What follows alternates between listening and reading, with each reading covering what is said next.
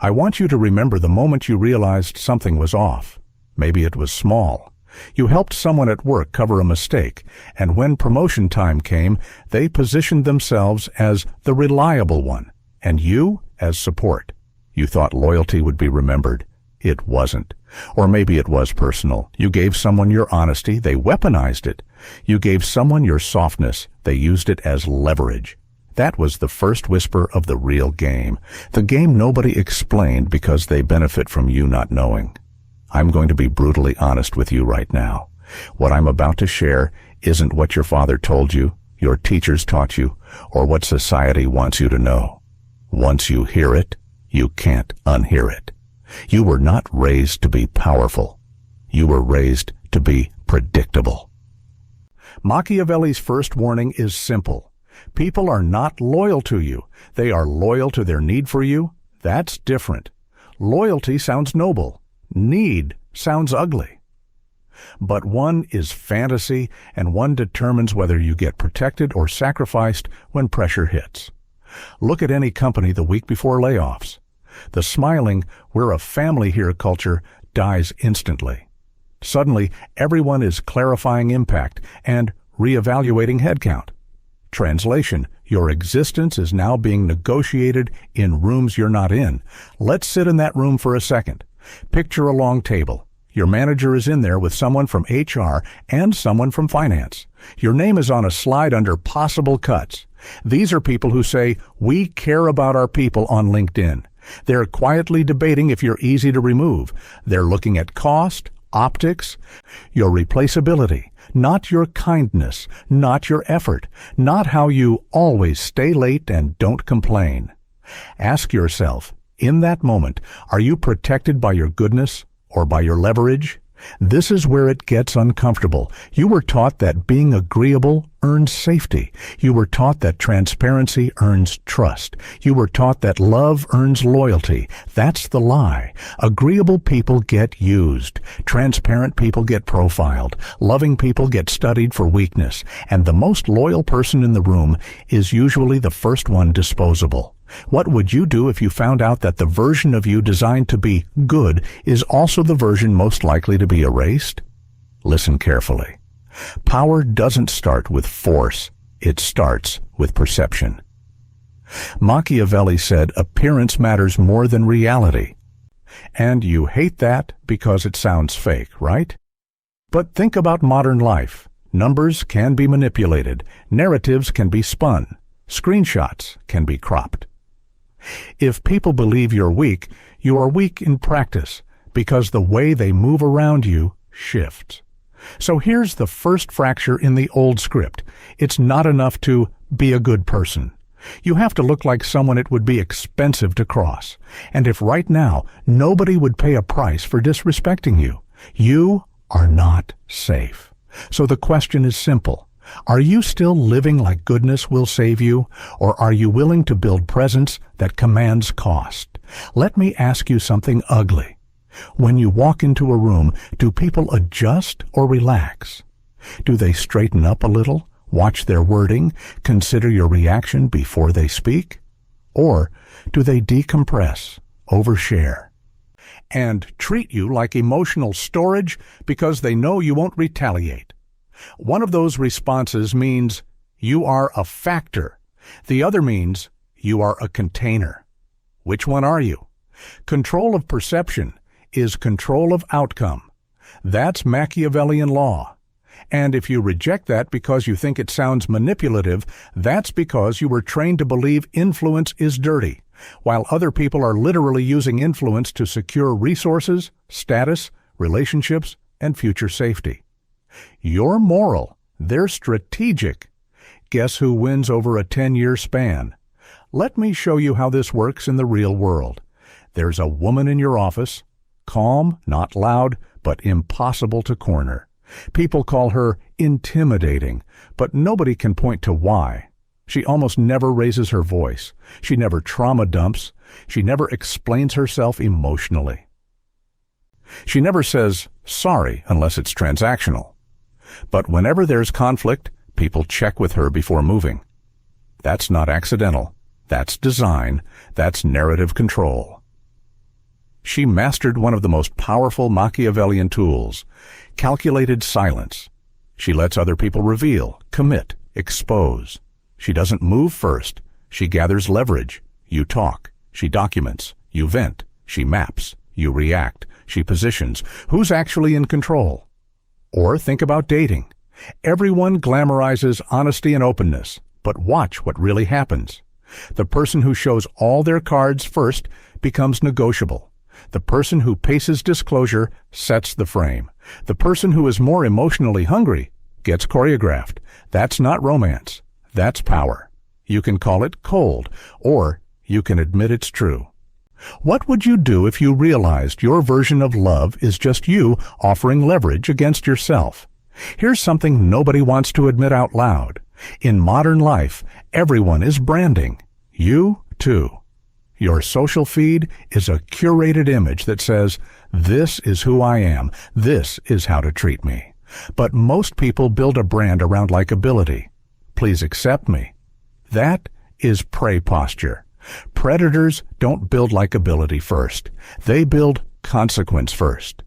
If you cross this line, you'll lose access. Fear versus love. Machiavelli said, if you cannot be both, choose fear, but avoid being hated. That balance is the entire game. Translate it into 2025 language. You do not need everyone to adore you. You need key players to respect you and the rest to stay uncertain about challenging you. And this is where you are still bleeding out. You're managing approval instead of managing consequence. If you disappeared tomorrow, professionally, socially, romantically, who would actually lose balance? Who would feel the absence as damage, not inconvenience? If the answer is nobody, then right now you are optional. Optional people get sacrificed first. Are you comfortable being optional? Let's cut deeper. You've been told your whole life, be honest, be loyal, be kind, be patient. Sounds beautiful. Also sounds like how you train livestock. You were not trained to evaluate power. You were not trained to test loyalty. You were not trained to defend psychological territory. You were trained to perform goodness and call that identity. That's why you keep getting blindsided. You keep saying, I never thought they'd do that to me. Why? Why did you never think that? Because you assumed other people shared your rules. They don't. They share your limits when it benefits them, and they drop those limits when it doesn't. Here's where the tension starts to break you. You want to believe in goodness, in loyalty, in love, in honesty, because if those collapse, then the world gets cold. You're not wrong. It is cold. But pretending it's warm doesn't make it safer. It just makes you unprepared. Let me give you two situations. Situation one, your friend calls you brother, talks loyalty, talks day one energy, but every time there's opportunity, he chooses status over you. He'll introduce you when it helps him look generous. He'll forget you exist when he's with people above you. He never attacks you directly. He just quietly keeps you below him. Question: do you confront that? Or do you keep playing we're family? What would you do? Situation two. You're in a relationship. You've been radically honest. You've told them fears, insecurities, triggers, past trauma, what abandonment did to you. You think that creates closeness, and for a while it does, until distance comes. Now the same information you offered in trust is being reframed as emotional pressure, neediness, too intense, the weapon they're using against you. You hand it to them gently. Again, what would you do? Machiavelli taught selective mercy, not because compassion is weak, but because compassion without structure invites invasion. Mercy must be strategic. You think unconditional giving makes you noble. Sometimes it just makes you undefended. Here's the moral conflict tearing you apart. You don't want to become cruel. You don't want to become cold. You don't want to turn into the people who hurt you. You tell yourself, if I harden, I lose myself. That's the trap. Control is not cruelty. Distance is not hatred. Boundaries are not violence. Refusing access is not revenge. Refusing access is self-governance. Read that again. Self-governance. You are not required to keep granting access to people who prove they won't protect you. You are not required to stay emotionally available to those who study you like a file. You are not required to be the safe place for people who are the threat to you. So ask yourself right now, who still has access to you that would absolutely sell you if it gave them security, attention, status, or advantage? Why are you still available to them? And here's the real cost. Every moment you spend being emotionally loyal to someone who isn't structurally loyal to you is time you are not building your own leverage, your own presence, your own protection. You are financing your own weakness. Why are you funding the system that erases you? This is where we stop pretending. The truth you've resisted is this: morality, loyalty, trust, niceness, even love. All of it is transactional, unstable, and weaponized. The game is not good versus bad. The game is who can enforce terms. You've been living like the world is a shared agreement. It's not. It's overlapping self-interests, constantly negotiating. Everyone is running an agenda. Some admit it. Most disguise it. You've been pretending you don't have one. That's why you keep losing. Here is the breakpoint. This is the part you can't unhear. You are not being exploited because you're too kind. You are being exploited because you refuse to enforce cost. That's it. That's the whole infection. People do what you allow with no penalty. You tolerate disrespect and call it choosing peace. You tolerate misalignment and call it understanding their side. You tolerate emotional neglect and call it being patient. You tolerate disloyalty and call it not overreacting. You tolerate limitless access to you and then cry when they treat you like air. Listen carefully. In Machiavellian terms, peace is not the default. Peace is an arrangement, an agreement, one that must be maintained by power. And if you don't have personal power, your peace exists only as long as it's convenient for others. The second your existence becomes inconvenient, your peace is gone. You want to know why certain people never get played, never get humiliated in public, never get cut out of the room without warning? It's not luck. It's not that they're stronger personalities. It's not even that they're smarter. It's because everyone knows hurting them has a cost. Social cost, professional cost, emotional cost, reputational cost. They don't beg for respect. They make disrespect expensive. That is what you've been missing your entire life. And here's the part that snaps everything in half. You keep thinking your soul is safe. You keep thinking, I might get hurt, but I'll stay me. No. Every time you allow dishonor with no response, you're not being the bigger person. You are training them, and worse, you are rewriting yourself into something smaller, something quieter, something obedient. You are not keeping the peace. You are surrendering your voice so that people who do not care if you bleed can feel comfortable. So no, you don't get to say, I'm just nice. Not anymore. You are complicit in your own erasure. From this point on, understand, you are allowed to become strategically ruthless. Not loud, not chaotic, not vengeful. Ruthless. Ruthless means I will not allow you to feed on me twice. I will not allow you to access me for free. I will not allow you to stand next to me in public and sabotage me in private. I will not let you weaponize my honesty. I will not let you sell my loyalty and still eat at my table. Say it. Access to me is now earned, not assumed. This is the threshold. After you cross it, you cannot go back to who you were. Are you ready to step into that darkness and own it? Breathe. This is where most people panic and run back to their old programming. Be nice, be patient, give them another chance. No, we're done with reflexive forgiveness. We're done with blind access. We're done with identity built on being the one who never gets angry. Now we build something else. Presence.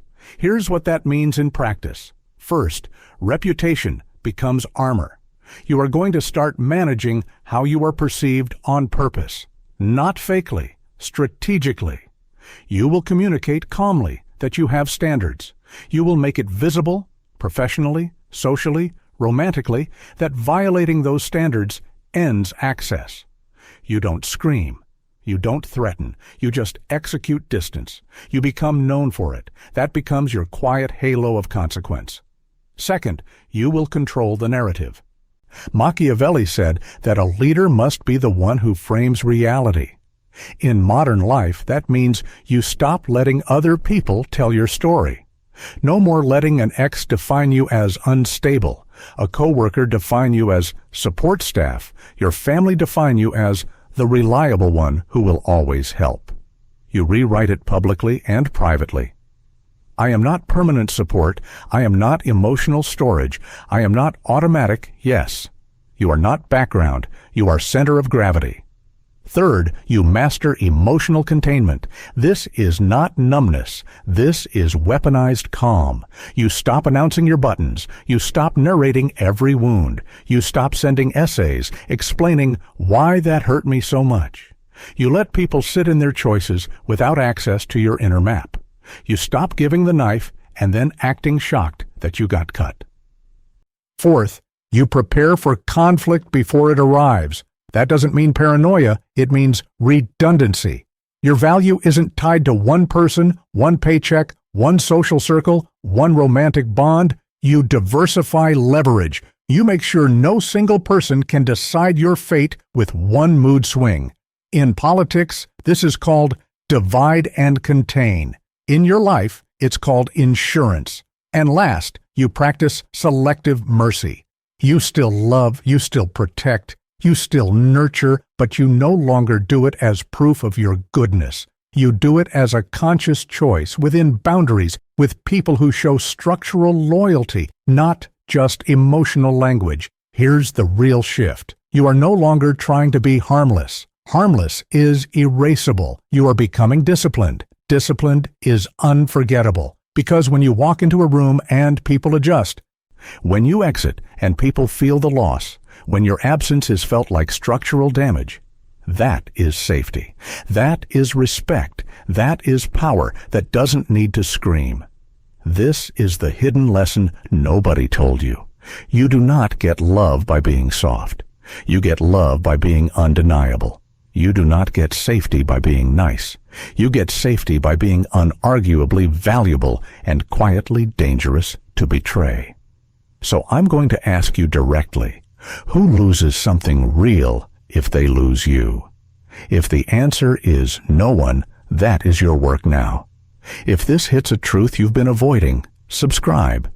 Here we trade illusions for strategy.